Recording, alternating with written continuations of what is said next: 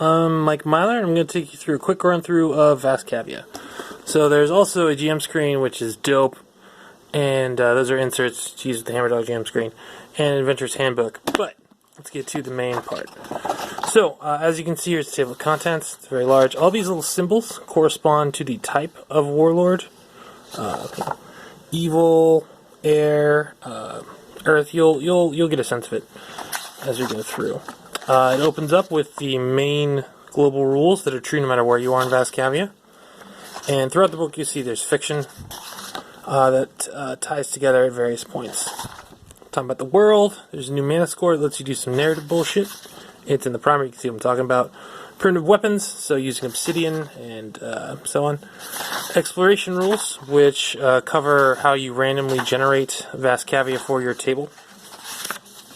Then there are a bunch of new races. There's Azamar, with a couple of new sub-races. Alai, which are plant folk. Boggarts, Genasi, some new Genasi. Mud, Mist, Acid, and Ash. Gnolls as playable characters.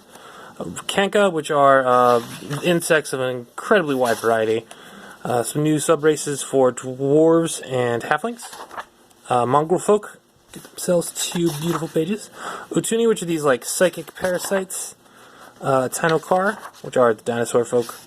And then class options, it runs the gamut from like your classic animalistic barbarians to monks who are on fire, and a bunch of other awesome stuff. Animator sorcerers, so if you remember Mickey from Fantasia, that's the basic idea. Dreamer sorcerers are the Goblin King from Labyrinth. Hive Mind Warlock is in the primer. Gemini class, which is sort of like a dexterous agility fighter. And then the Monster Tamer, so if you wanted to have like an Audiog pet. Actually, I think Audiogs are too smart. Those are the ones that are in the SRD that you could have as a pet.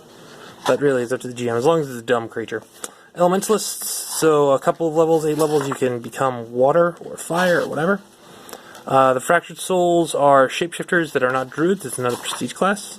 Magic Eaters are, again, another prestige class. So if you are just totally against magic, that's the one for you. Primal Shamans are our closest thing you'll get to a Scion in Vast Kaviya. And then the Warlords! And you can see the GIF of all the Warlords. So I'm going to skip over that for the most part. But this is the bulk of the book, and what makes it different from the Adventurer's Handbook. The Adventurer's Handbook doesn't have any of the Warlords. And all the Warlords you'll see have different colored borders that correspond with their element. And then that also impacts how they interact with other Warlords. Come on, phone, catch up. As you can see there, Holy Warlord gets that kind of treatment from the web. So this is the Order of the Web. And all of these Warlords have little entries to detail how they react differently depending on what element this or that Warlord they encounter or run up against embodies. After the Warlord section, we got a little bit worth bestiary of, I don't know, a couple dozen, 3 dozen creatures or so.